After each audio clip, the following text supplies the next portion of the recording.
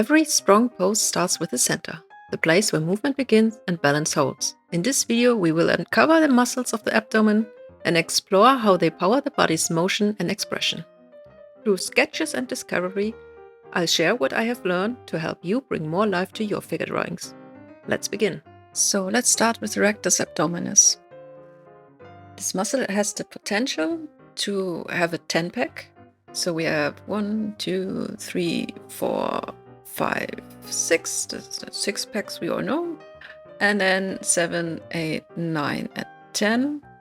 But these 4 packs are normally blended together and really rarely separate.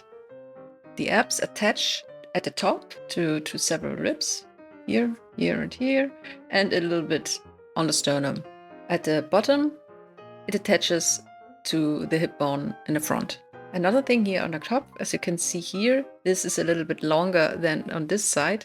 This is because the pectoralis is covering part of the upper top of the abs. Coming back to drawing the abs, we can simplify the base shape of the abs into a rounded rectangle. So as I said, they start somewhere here below the pecs, and then we can draw more or less a rectangle shape, with a rounded bottom here. Then we just split them in the center, and then next we split them vertically, roughly in the center. This is also where the belly button is. And then for the upper separations, we need to draw 2 lines, but the further we go up, the more they point upwards. So the first are just a little bit pointed upwards, and then the second is more pointed upwards, following along the rib cage a little bit. Okay, so now we have the 8 packs basically. This is the first, when we have this first sketch, we can basically give them some volume. So what these separations between the muscles are, these are the tendons which attach the muscles to the bones, and they also don't grow. It doesn't matter how muscular one gets, these tendons stay as they are and never cause the separation. So let's put this.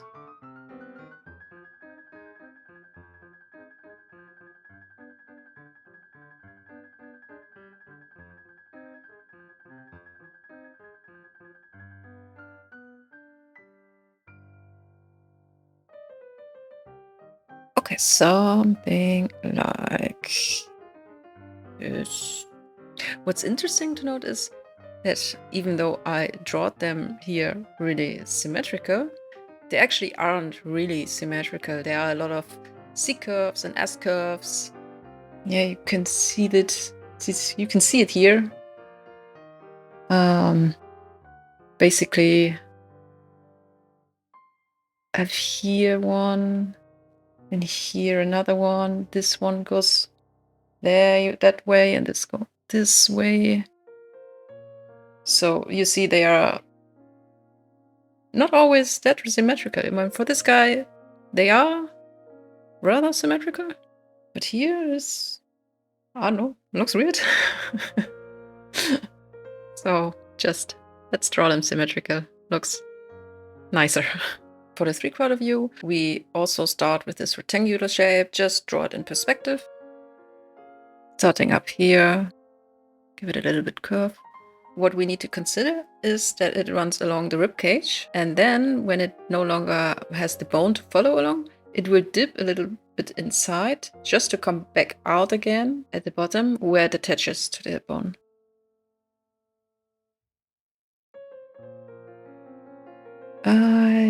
Belly button roughly in the middle, maybe a little bit lower. Then first separation. Second separation.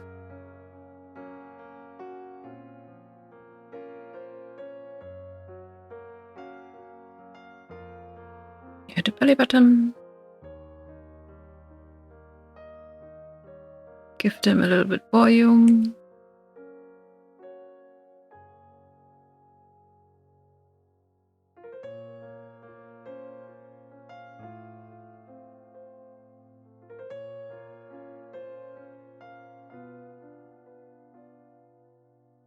So, and with a little bit more refinement, we have something like this. Let's continue with the external obliques. So the external obliques are a really big root of muscle, which covers a lot of space, as you can see. It attaches to all sides of the hip bone, here on the side, even on the back. And together with the serratus anterior, they form this zigzag pattern when attaching to the ribs.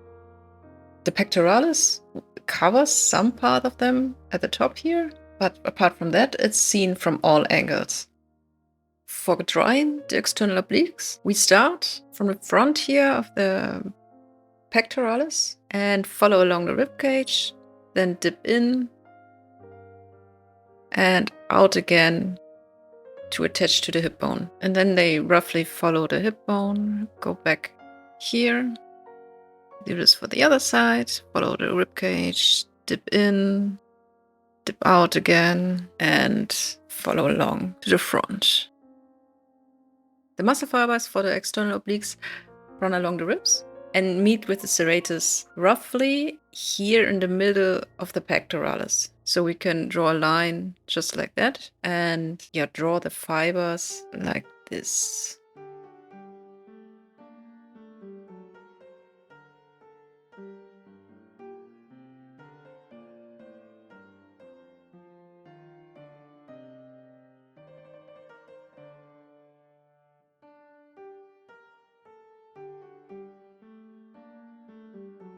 The external obliques have a big attachment area here at the area of the hip bone. And because of that, we can see this popular V shape in muscular people. For the 3/4 view, we can start with finding the point where the obliques will meet the serratus, which is here at the center, roughly at the middle of the pectoralis. Then draw a line to the side of the body. Follow along until the hip bone and then move along the hip bone more or less. And again, fibers following the ribs. Same for the other side, but we don't see much here. For the back view, here roughly at half point of the body, go inside along the ribs, just maybe 1/3. Then draw a line back down to the hip bone. Same on the other side. Go in, down, and attach somewhere here to the hip. For the muscle fibers here in the back, they are mostly going straight down. Just cleaning this up, giving it some color. These are the external obliques. This is how you draw them and what you need to know to draw them. Let's continue to the serratus anterior. The serratus anterior is popular for the zigzag pattern on the side. It attaches here at the inside of the scapula and then to nearly all ribs.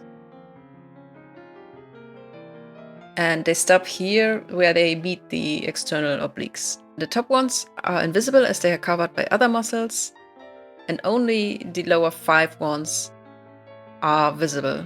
Let's dive into how to draw them. For the front view, from the 5 that might be visible, roughly 3 to 4 are visible from the front. On the front, we go from the side and draw more visible heads. And they go here and form this zigzag pattern with the obliques. Roughly like that. Now let's give them color to have this better visible. 1, 2, 3, 4.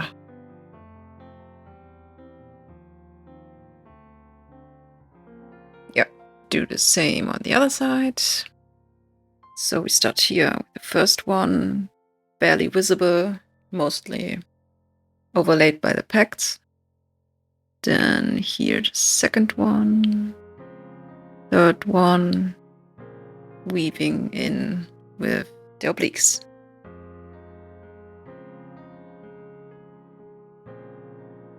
Give them color. not that color. Do the same for the quarter view. One going under the pectoralis. Second one going in here. Make them pointy. Third one. And here we can see the third one.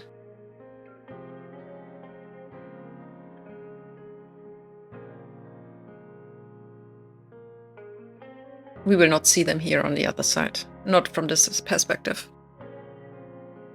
For the back view, we start on a scapula. That's here, we see the peaks here a little bit, and draw 5 lines wrapping around the body.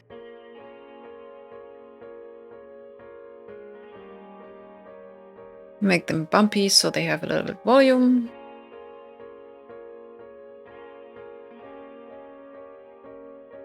That's how you draw the Serratus Anterior from the back view. But as you can see, when I enable the latissimus, it is not really visible from the back. So it's only ever really visible from the side and a little bit from the front. And even more if the person just holds up their arm. And this covers all you need to know to draw the abdominal muscles. And that brings us to the end of this chapter in our anatomy journey. Thanks for joining me. If you enjoyed this video and want to follow along for more, don't forget to like and subscribe. Until next time, and keep creating.